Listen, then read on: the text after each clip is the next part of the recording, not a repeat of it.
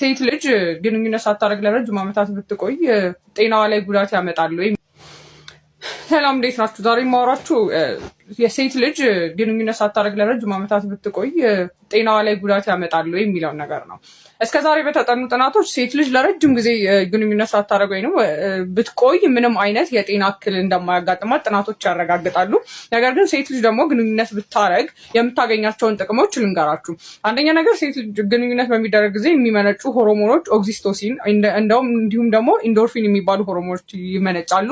ታዲያ እነዚህ ሆርሞኖች ጭንቀትን የማስወገድ ከፍተኛ ችሎታ አላቸው እና ልክ የራስ ምታትን ለምሳሌ ኦክሲቶሲን ራስ ምታት ማስታገሻ ነው ብለን መውሰድ የምንችል ሆርሞን ነው። ስለዚህ ሴት ልጅ የፔሪድ ህመም መጀመሪያ ላይ የሚመጡ የፔሪድ ህመሞችን ወይም ደግሞ ራስ ምታቶችን ለማስታገስ ግንኙነት ብታደርግ እንደ መፍትሄ ሊሆናት ይችላል ማለት ነው።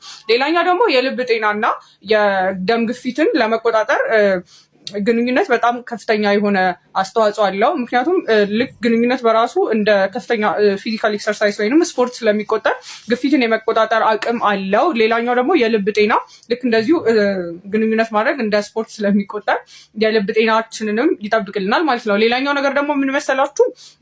የማስታወስ ችሎታን ይጨምራል። ኦክሲቶሲን የሚባለው ሆርሞን በልክ ኦርጋዝም በሚመጣበት ሰዓት ሴቷ እርካታ በምታገኝበት ሰዓት የሚመነጨው ሲሆን ይህ ሆርሞን ደግሞ በከፍተኛ ደረጃ የማስታወስ ችሎታን ይጨምራል ተብሎ ይታሰባል።